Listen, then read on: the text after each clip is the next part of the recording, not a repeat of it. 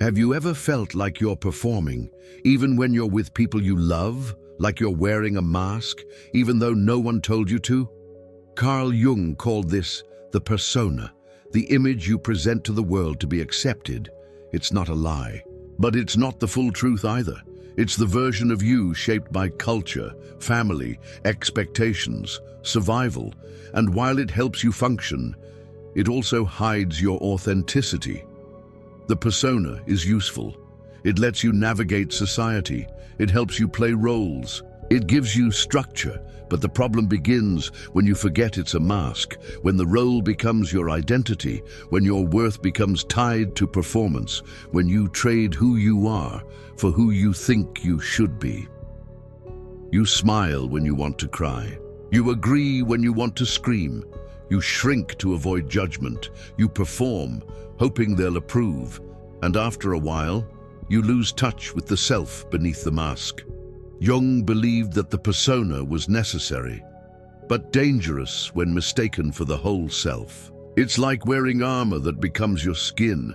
You can't breathe, you can't feel, you just function. And functioning isn't living, it's surviving. But how does the persona form? It starts early.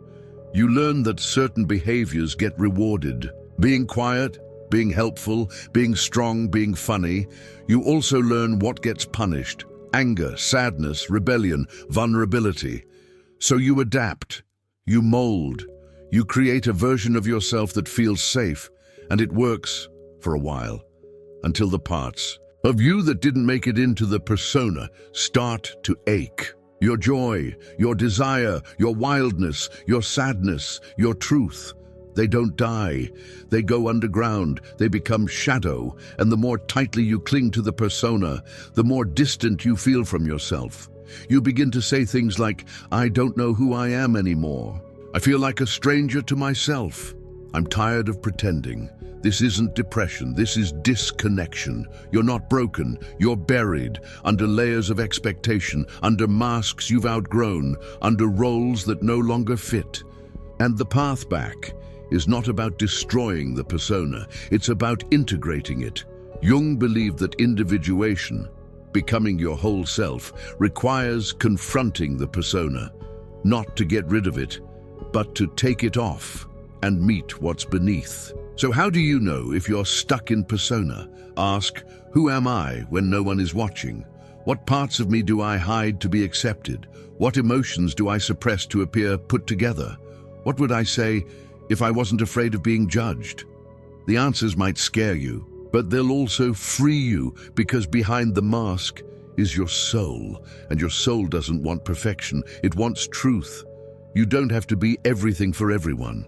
You don't have to smile when you're breaking. You don't have to keep performing to be loved.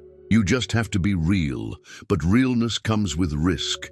When you remove the mask, some people won't recognize you, because they were in love with the persona, not the person.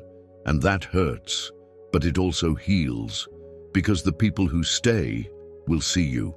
And the life you build from authenticity will nourish you. No more pretending, no more hiding, no more chasing approval, just presence, just truth, just self. Jung wrote that the goal of life is not to be good, it's to be whole. And wholeness means making peace with every part, not just the pretty ones. It means being honest about your rage, your grief, your desire, your mess. It means loving the self that doesn't always perform. The self that says no, the self that doesn't smile, the self that wants to rest, the self that needs more. This isn't selfish, it's sacred.